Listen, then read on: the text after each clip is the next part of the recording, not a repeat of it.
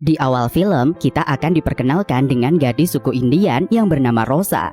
Diketahui Rosa hanya hidup berdua dengan sang ayah, dan Rosa bekerja sebagai pelayan di sebuah keluarga pendatang berkebangsaan Amerika.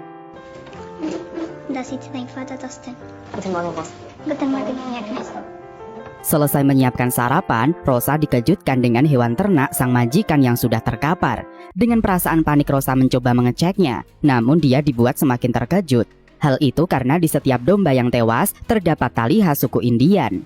Sang majikan yang bernama Stefan, dia pun langsung menuduh Rosa dan juga ayahnya sebagai dalang di balik kematian para domba. Bahkan Stefan memperlakukan Rosa dengan cukup kasar. Sang ayah yang tidak terima anaknya diperlakukan seperti itu, dia pun langsung mendorong Stefan hingga terjatuh. Don Stefan, pare!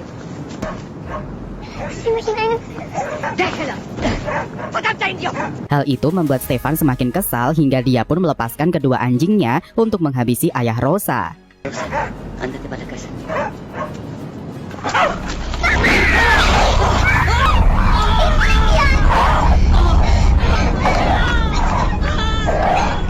Kemudian terlihat Rosa yang sangat terpukul atas kematian sang ayah. Kini Rosa harus berjuang sendiri melawan kerasnya dunia. Di keesokan harinya, terlihat Rosa yang membuat tali simpul Kristen untuk makam sang ayah. Tidak berselang lama, istri dan juga kedua anak Stefan datang. Sang istri yang bernama Agnes, dia langsung mencabut tali simpul tersebut. Hal itu karena dia beranggapan jika ayah Rosa bukanlah seorang penganut agama Kristen. Melihat hal itu, Rosa pun menjadi semakin sakit hati. Dengan perasaan kesal, dia segera merebut kembali dan pergi dari sana. Di malam harinya, Rosa memutuskan untuk beristirahat di sebuah gua. Di tengah lamunannya, Rosa dikejutkan dengan kedatangan seekor burung yang hinggap di dekat dirinya. Lalu dia dan juga sang burung hanya bisa saling menatap satu sama lainnya. Esok harinya terlihat Rosa yang sedang melanjutkan perjalanan. Diketahui Rosa berniat menemui sang wali kota. Hal itu karena dia ingin meminta keadilan atas kematian ayahnya. Namun sayangnya sang wali kota tidak mau membantunya. Hal itu karena dia enggan berurusan dengan pendatang berkebangsaan Jerman. Bahkan dengan teganya, sang wali kota menyampaikan jika ayah Rosa mati karena anjing. Jadi dia tidak bisa memenjarakan anjing ke balik jeruji. Rosa yang mendengarkan hal itu tentu saja menjadi semakin sakit hati. Orang yang dia harapkan dapat memberikan keadilan, kini malah menyakiti hati mungilnya dengan ucapan yang sangat tajam. Ayudarte a decirte las cosas como son. Kemudian Rosa pergi ke gereja untuk menenangkan diri terlebih dahulu. Saat di sana, dia disambut hangat oleh sang pastor. Setelah sang pastor mengetahui apa yang terjadi pada Rosa, dia pun menyarankan Rosa untuk pergi menemui seseorang bernama Matteo yang tinggal di dalam hutan. Diketahui Matteo adalah seorang suku Indian asli yang dapat melakukan sihir kuno suku Indian. Setelah mendengarkan hal itu, Rosa pun bergegas untuk menemuinya. Quiero que me mire la cara. Setelah perbincangan singkat itu, Matteo mengizinkan Rosa untuk masuk dan beristirahat terlebih dahulu. Nampak Rosa yang disiapkan tempat tidur dekat kandang babi.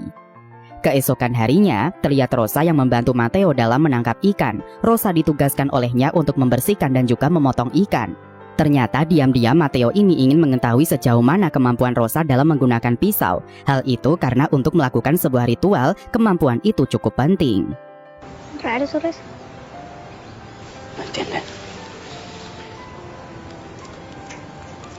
Di keesokan harinya, Rosa terbangun karena suara gaduh dari sekawanan burung. Lalu dia pun mengikuti kawanan burung yang seolah memandunya untuk masuk ke dalam hutan. Di sana dia melihat Matteo dan juga sekumpulan orang yang berjalan masuk ke dalam goa.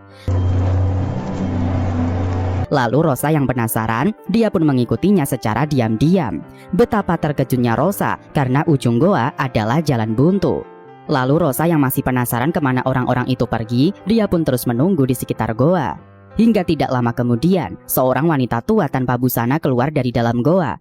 Rosa yang melihat wanita itu terjerat tali simpul suku Indian, dia pun menyadari jika Matteo CS adalah dalang di balik kematian para domba. Sekaligus Matteo CS lah penyebab kematian ayahnya. Singkat cerita, Rosa pun menemui Matteo untuk meminta penjelasannya. Namun Matteo bersikeras jika hal itu karena para pendatang memang sejak awal tidak menyukai suku Indian. Kematian para domba hanyalah sebuah pembenaran untuk mereka melakukan pembunuhan. Por ese cordero muerto mataron a mi papá. Dígame la verdad. La verdad, a tu papá lo mataron porque le había visto el importe carajo. Rosa yang merasa tidak ada satupun yang dapat dia percaya, dia pun berniat mengakhiri hidupnya yang sangat menyedihkan.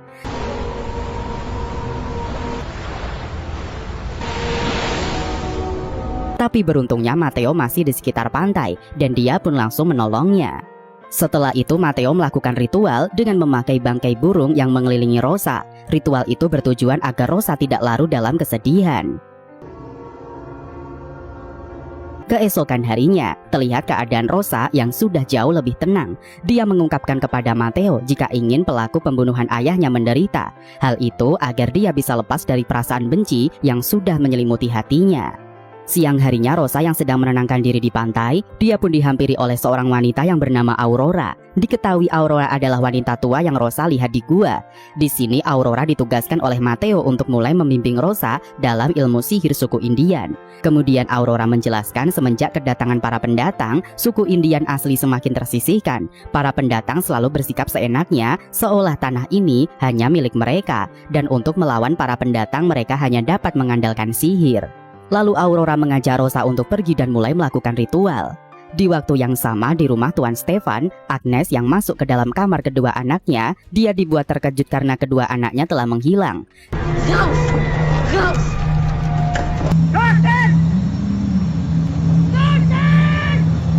Malam harinya terlihat Stefan dibantu para warga sedang mencari kedua putranya yang hilang itu.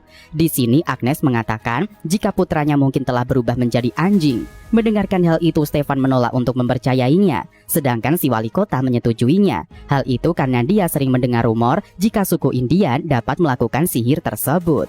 Señora, en esta isla no hay mucha diferencia entre... Kini sang wali kota mencurigai Matteo sebagai dalang di balik hilangnya kedua anak Stefan. Keesokan harinya sang wali kota mengarahkan pihak keamanan untuk menghajar Matteo dan juga para pengikutnya.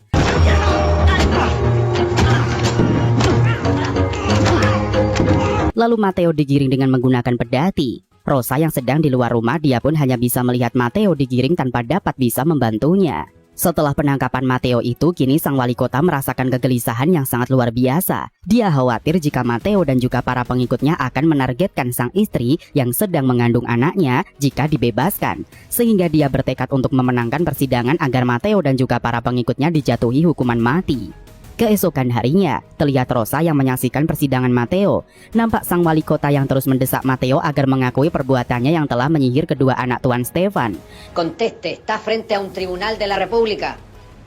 Porque se le acusa de la muerte de animales. Si tuvierais pruebas, hace tiempo que no hubierais metido balas. Namun karena tidak cukup bukti, keputusan dari persidangan tersebut harus ditunda. Di sore harinya terlihat Rosa yang mendatangi tempat Matteo ditahan. Ketika bertemu, Rosa mengutarakan niatnya untuk membantu Matteo. Namun Matteo menolaknya. Hal itu karena dia tidak ingin gadis lugu seperti Rosa akan menjadi korban kebiadaban para pendatang. Kemudian dia menyuruh Rosa untuk segera pergi dari pulau ini. Namun sebelum pergi, dia meminta Rosa agar bersedia membakar rumahnya terlebih dahulu. Hal itu agar para pendatang tidak menemukan bukti apapun. Singkat cerita, Rosa pun segera pergi menuju ke rumah Matteo. Sesampainya di dalam rumah, Rosa dibuat ketakutan karena kedua anjing Tuan Stefan sudah berada di sekitar rumah.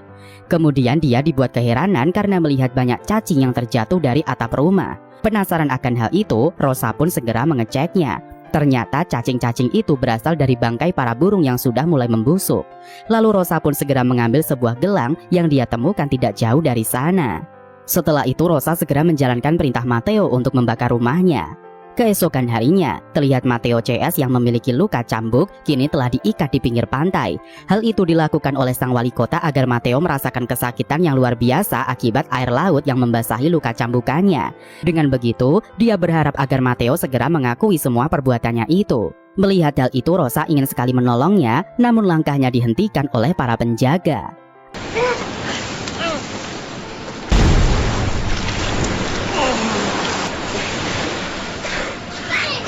Aurora yang berada di TKP, dia langsung memberikan isyarat kepada Rosa untuk segera mengikutinya. Sesampainya di sebuah air terjun, Aurora memberikan sebuah tanaman herbal untuk Rosa makan. Setelah itu Rosa pergi mendekat ke air terjun. Sementara itu, Aurora terus membaca mantra kuno suku Indian. Kemudian secara mengejutkan, Rosa telah berada di dalam sebuah goa. Di sana dia menemukan sebuah potongan kulit manusia yang telah dijahit satu sama lain. Beberapa hari kemudian, terlihat Rosa yang sedang mengamati dan terus mengikuti istri sang wali kota. Lalu dia mendatangi rumahnya dan meminta izin untuk berteduh di dalam rumah.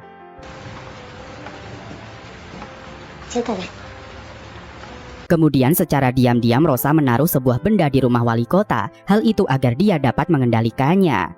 Keesokan harinya terlihat Rosa yang diikatkan kulit para leluhur oleh Aurora. Namun tiba-tiba mereka diserang oleh Stefan dan juga para anak buahnya. Hal itu karena Stefan mencurigai Rosa sebagai dalang di balik hilangnya kedua anaknya.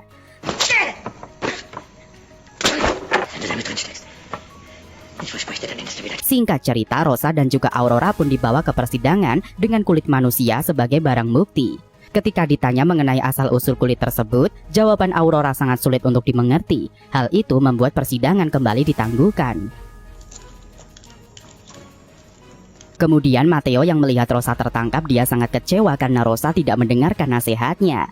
Mendengarkan hal itu, Rosa menjelaskan jika dirinya ingin membantu Matteo. Rosa juga memberitahu jika dirinya kini dapat melakukan sihir sekalipun di dalam penjara. Di sisi lain, terlihat istri wali kota yang tiba-tiba merasakan sakit di perutnya. Bahkan perut sang istri wali kota mulai membusuk. Hal itu menandakan jika sihir dari Rosa telah bereaksi. Beberapa jam kemudian terlihat sang wali kota yang mendatangi penjara dengan wajah penuh ketakutan. Lalu dia segera menemui Matteo dan meminta pertolongan kepadanya. Sebagai imbalannya, sang wali kota berjanji akan membebaskan mereka. Namun Matteo yang telah mengetahui jika watak mereka adalah seorang pendusta, dia pun dengan tegas menolaknya. Namun Rosa yang masih lugu, dia menawarkan diri untuk membantu Matteo. Sesampainya di rumah sang wali kota, terlihat Rosa yang segera mengambil benda yang telah dia simpan sebelumnya. Kemudian dia memberikan kepada Matteo yang langsung membakarnya agar pengaruh sihirnya hilang. Setelah itu Rosa segera membantu proses persalinan istri sang wali kota.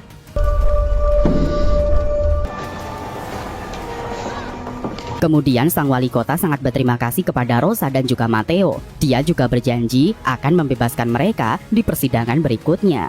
Keesokan harinya, si wali kota dikunjungi oleh Stefan dan juga istrinya.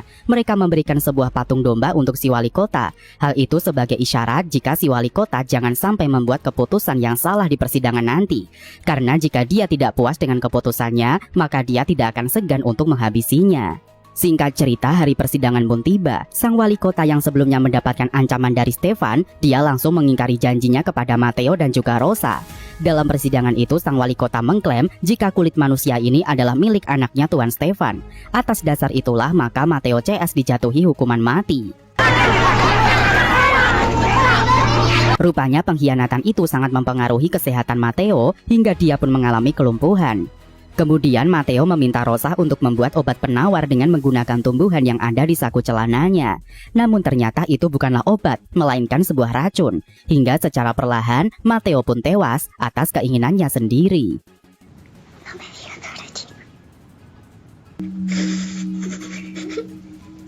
Singkat cerita, terlihat Rosa yang mengikuti saran dari Aurora, di mana dia akan mengkuliti kulit Matteo untuk melakukan sebuah ritual. Diketahui kalau ritual ini bertujuan agar Rosa dapat merasuki para hewan.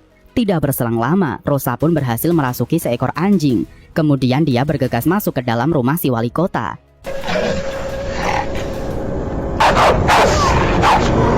Mendengarkan suara keributan, nampak sang wali kota yang masuk ke dalam kamar dan kemudian menodongkan pistolnya. Seketika si wali kota menyadari jika anjing itu mungkin perbuatan dari suku Indian yang merasa dikhianati.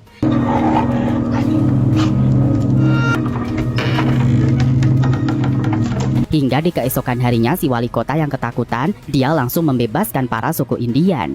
Selepas bebas dari penjara, Rosa langsung mengunjungi makam ayahnya. Lalu dia tidur sejenak, seolah memberitahu sang ayah jika kini dia sudah siap untuk membalaskan dendam. Kemudian terungkap fakta jika kedua anak Stefan memang telah berubah menjadi anjing. Setelah itu, Rosa pun menggunakan kekuatan sihirnya untuk membalas dendam, di mana dia mengirim anak-anak Stefan agar kembali ke rumah dan langsung menghabisi Stefan. Singkat cerita, terlihat Rosa yang mulai menjalani kehidupannya sebagai suku Indian asli. Dia juga diangkat menjadi pemimpin mereka untuk menggantikan peran Matteo. Dan film pun tamat sampai di sini. Dan mungkin sampai di sini dulu perjumpaan kita pada video kali ini. Jangan lupa like, komen, dan juga subscribe-nya agar Mimin semakin semangat untuk membahas alur cerita film yang lebih menarik ke depannya. Sampai jumpa!